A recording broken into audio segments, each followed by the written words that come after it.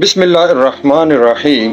دوستو، قوم بنی اسرائیل کے اندر ایک بہت ہی فاسق و فاجر شخص رہتا تھا جو اپنی بدکاریوں اور بدعمالیوں سے کبھی باز نہ آتا تھا۔ اہل شہر سب کے سب اس کے آگے عاجز تھے اور رب عز و جل سے دعا کرتے تھے کہ اس شریر کے شر سے ان کو عافیت عطا فرمائے۔ اللہ تعالیٰ نے حضرت موسیٰ علیہ السلام کو وحی بھیجی کہ اس شخص کو شہر بدر کر دو، کہیں اس کے گناہوں کے سبب اہل شہر پر آگ نہ برسائی جائے۔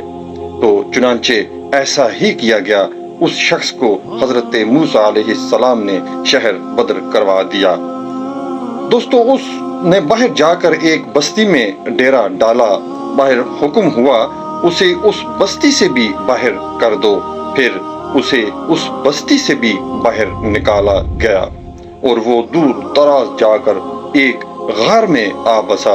وہاں نہ کوئی آدمی، نہ آدمی کی ذات تھی، نہ ہی اس کے لیے کوئی کھانا پینا تھا۔ جب تک رب نے چاہا وہ وہیں پر زندہ رہا۔ بالآخر وہ بالکل بیمار و لاچار ہو کر بھوک کے مارے زمین پر گر پڑا اور بڑے ہی درد سے اپنے رب کو پکارنے لگا اور وہ کہنے لگا کہ اے میرے رب، آج اگر میری ماں میرے پاس ہوتی تو میری تیمارداری کرتی، مجھ پر شفقت کرتی۔ اگر میرا باپ ہوتا تو مجھ پر مہربان ہوتا۔ اگر میری بیوی ہوتی تو میرے غم میں روتی، اور میرے بچے ہوتے تو میرے جنازے کے پیچھے چلتے۔ اے میرے رب، اے دو جہاں کے رب، دنیا میں تو نے مجھے اپنے اہل و عیال کی جدائی میں جلایا، کل قیامت میں مجھے دوزخ کی آگ میں نہ جلانا۔ اے میرے رب، مجھ سے درگزر کرنا، مجھے معاف فرما دینا۔ اللہ کی رحمت کو جوش آیا اور اس نے ایک فرشتے کو اس کے باپ کی صورت میں بھیجا اور ایک حور کو اس کی ماں کی صورت میں بھیجا اور ایک حور کو اس کی بیوی کی صورت میں بھیجا اور غلامان جنت کو اس کے بچوں کی صورت میں بھیجا۔ جب اس نے یہ منظر دیکھا تو اس کے چہرے پر مسکراہٹ آ گئی اور اسی حالت میں اس کی موت واقع ہو گئی۔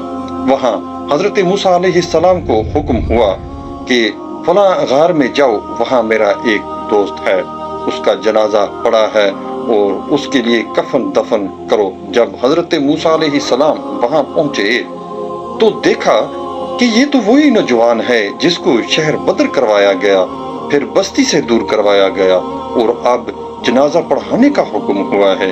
جب حضرت موسیٰ علیہ السلام نے پوچھا کہ اے مولا، یہ کیا ماجرا ہے؟ تو ارشاد ہوا کہ اے موسیٰ، پہلے یہ میرا نافرمان و سرکش تھا، اس لیے میں اس پر غضبناک تھا، اور اب اس نے توبہ کر کے بڑے ہی در و آہ کر کے مجھ سے صلح کر لی ہے۔ یہ میرا بندہ ہے اور یہ میرا دوست ہے۔ سبحان اللہ، کتنا مہربان ہے میرا رب۔ اے غافل بندے، ذرا سوچ کہ تو نے نافرمانی و بے باکی کر کے کس سے ٹکر لی ہوئی ہے؟ وہ بڑا طاقتور ہو کر بھی بڑا رحم و لطیف ہے، اور تو کتنا کمزور و ناتواں ہو کر بھی سرکش ہے۔ اب بھی وقت ہے، رجوع کر لے، توبہ کر لے، اپنے رب کو منا لے۔ وہ بڑا غفار ہے، تیرے تمام گناہوں کو بڑی ہی نرمی سے بغیر کسی حساب کے معاف کر دے۔ بس تو اس کا ہو جا، پھر وہ تیرا ہو جائے گا۔ سبحان اللہ، سبحان اللہ۔